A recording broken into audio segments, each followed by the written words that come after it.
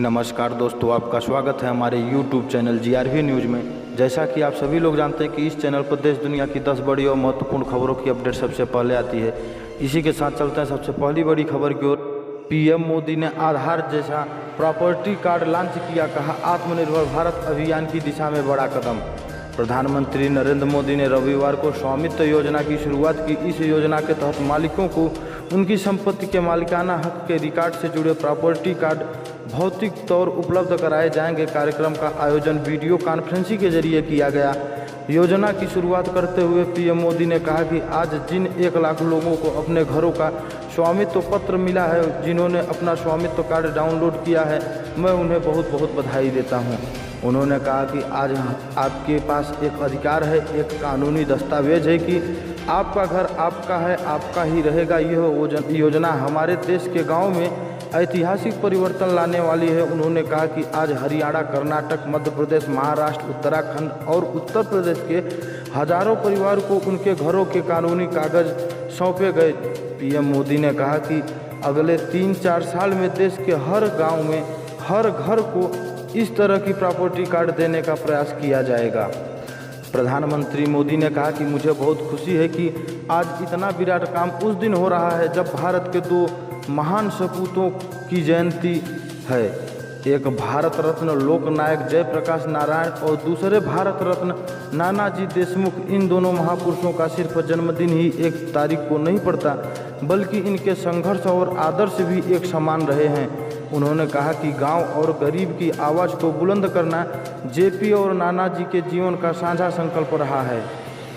प्रधानमंत्री ने कहा कि जब संपत्ति का रिकॉर्ड होता है तो निवेश के लिए नए रास्ते खुलते हैं। संपत्ति का रिकॉर्ड होने पर बैंक से कर्ज आसानी से मिलता है, रोजगार स्वरोजगार के रास्ते बनते हैं। उन्होंने कहा कि संपत्ति कार्ड गांव के लोगों को बिना किसी विवाद के संपत्ति खरीदने और बेचने का रास्ता साफ करेगा। कार्ड मिलने के बाद गाँव के लोग कब्जे की चिंता से भी मुक्त हो जाएंगे। इसके बाद आप आसानी से बैंक से लोन ले सकते हैं। इसी के साथ चलते हैं अगली बड़ी खबर की ओर। क्षतिपूर्ति पर GST काउंसिलिंग की तीसरी मीटिंग सोमवार को होगी, आम सहमति बनाने पर जोर। पिछले कुछ महीनों में कोरोना वायरस के चलते GST रेवेन्यू में क्षतिपूर्ति को लेकर GST काउंसिलिंग की सोमवार को तीसरी मीटिंग होगी। इस मीटिंग में माल एवं सेवा कर GST की क्षतिपूर्ति को लेकर आम सहमति बनने के लिए एक मंत्री स्तरीय समिति गठित करने के कुछ राज्यों के सुझाव पर गौर किया जा सकता है। PTI के खबर के मुताबिक सूत्रों ने इसकी जानकारी आज दी। वित्त मंत्री निर्मला सीतारमण की अध्यक्षता में राज्य के वित्त मंत्रियों वाली काउंसिलिंग लगातार तीसरी बार GST रेवेन्यू में कमी की क्षतिपूर्ति पर विचार विमर्श करेगी। विपक्षी पार्टियों के शासन वाले कुछ राज्यों का कहना है कि इस मामले में आम सहमति बनाने के लिए मंत्री स्तरीय समिति का गठन होना चाहिए। खबर के मुताबिक भाजपा शासित राज्य लोन के लिए दिए गए ऑप्शन पर पहले ही केंद्र से सहमत हो चुके हैं और इनका मानना है कि अब उन्हें लोन लेने की दिशा में आगे बढ़ने की मंजूरी देनी चाहिए ताकि उन्हें जल्द राशि उपलब्ध हो सके। सूत्रों ने कहा कि GST परिषद की 43वीं बैठक का एक सूत्रीय एजेंडा क्षतिपूर्ति के मुद्दे पर आगे का रास्ता निकालना है। इसी के साथ चलते हैं अगली बड़ी खबर की ओर। फारूक अब्दुल्ला के विवादित बोल, कहा चीन की मदद से जम्मू कश्मीर में फिर लागू कराएंगे आर्टिकल 370। जम्मू कश्मीर के पूर्व CM और नेशनल कॉन्फ्रेंस के अध्यक्ष फारूक अब्दुल्ला ने रविवार को एक विवादित बयान देते हुए कहा कि LAC पर जो भी तनाव के हालात बने हैं उसका जिम्मेदार केंद्र का वो फैसला है जिसमें जम्मू कश्मीर से अनुच्छेद 370 को खत्म किया गया था। इंडिया टुडे से बातचीत के दौरान कहा कि चीन ने कभी भी अनुच्छेद 370 खत्म करने के फैसले का समर्थन नहीं किया है और हमें उम्मीद है कि इसे आर्टिकल 370 को फिर से चीन की मदद से बहाल किया जा सकेगा। इसी के साथ चलते हैं अगली बड़ी खबर की ओर। पेटीएम बैंक में FD पर मिलता है 7% का ब्याज, 13 महीने का होता है मैच्योरिटी पीरियड। भारत में बचत के लिए सबसे popular investment tool fix deposit ही है। बीते कुछ समय में SBI, ICICI bank, HDFC bank समेत कई बैंक की FD दरों में बड़ी गिरावट आई है। ऐसे में हम आज आपको एक ऐसे बैंक के बारे में बताने जा रहे हैं जो इस दौर में भी 7% दर पर FD की सुविधा मुहैया करा रहे हैं।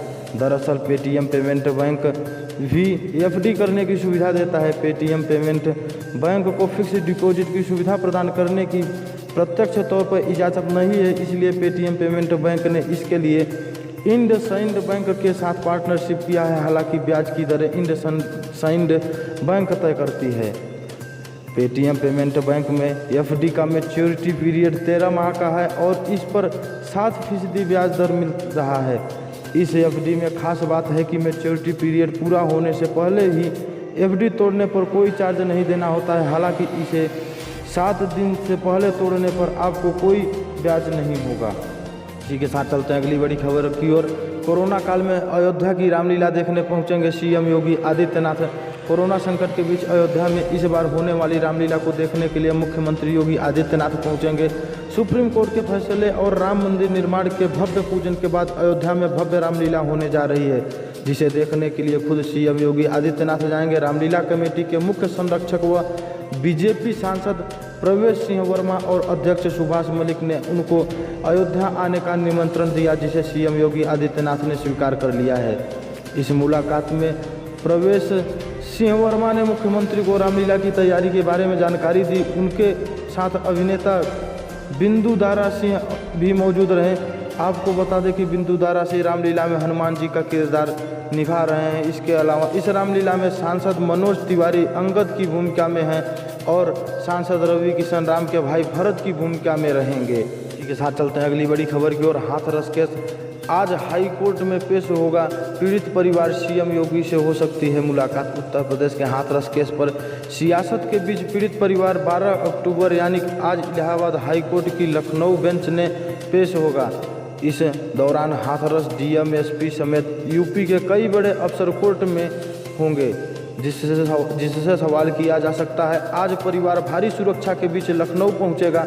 उनकी मुलाकात मुख्यमंत्री से हो सकती है। इससे पहले भी वीडियो कॉन्फ्रेंसिंग के जरिए मुख्यमंत्री पीड़िता परिवार से बातचीत कर चुके हैं। इसी के साथ चलते हैं अगली बड़ी खबर की ओर। योनो एसबीआई ऐप का इस्तेमाल इस तारीख को नहीं कर सकेंगे, बैंक ने कस्टमर को भेजा message. State bank of India के कस्टमर हैं और आप योनो एसबीआई ऐप या वेब पोर्टल का इस्तेमाल करते हैं तो आपके लिए एक ज़रूरी खबर है। दरअसल 11 और 13 अक्टूबर को योनो एसबीआई रात 12 बजे से सुबह 4 बजे तक मेंटेनेंस से जुड़े कामकाज की वजह से बंद रहेगा। यानी कि इस दौरान बैंक के इस ऐप या वेब पोर्टल से ट्रांजैक्शन या बैंकिंग सर्विस उपलब्ध नहीं रहेगी। एसबीआई इस बारे में अपने कस्टमर को मैसेज या ईमेल के जरिए जानकारी देना शुरू कर दिया है। साथ ही बैंक ने कस्टमर को यह भी सलाह दी है कि आप इस दौरान योनो लाइट या ऑनलाइन एसबीआई प्लेटफॉर्म का इस्तेमाल कर सकते हैं।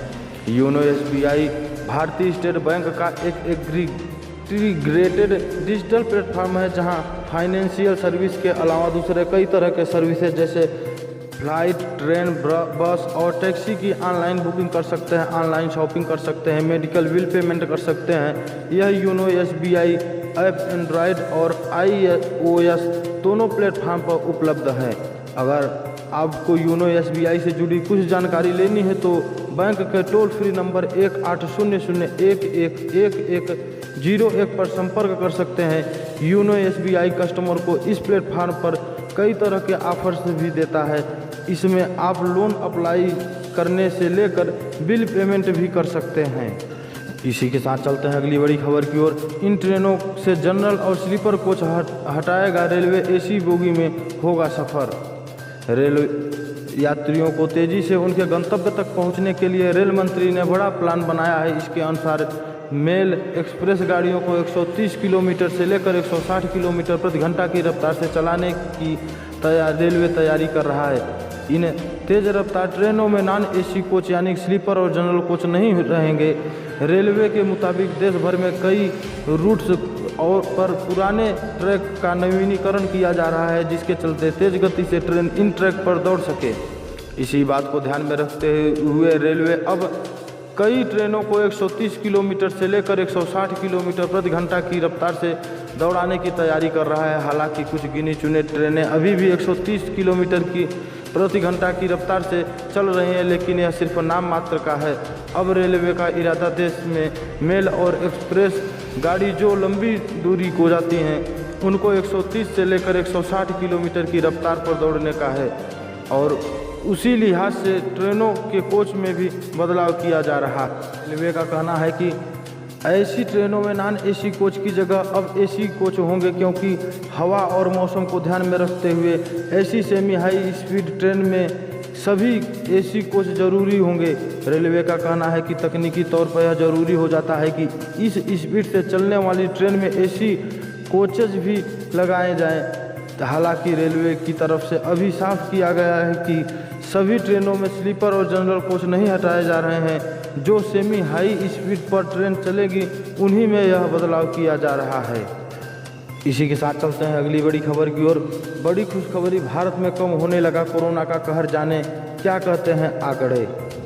भारत में कोविड-19 से उबरने वाले मरीजों की संख्या 60 लाख के आंकड़ों को पार कर गई है, जबकि इस महामारी से लगातार 8वें दिन 1000 से कम मरीजों की मौत हुई है। देश में कोविड-19 के एक्टिव मामलों की संख्या लगातार 3 दिनों में 9 लाख के आंकड़े से कम बनी हुई है। वहीं देश में 918 और लोगों की मौत हो जाने के बाद कुल मृत संख्या बढ़कर 1,08,334 हो गई है।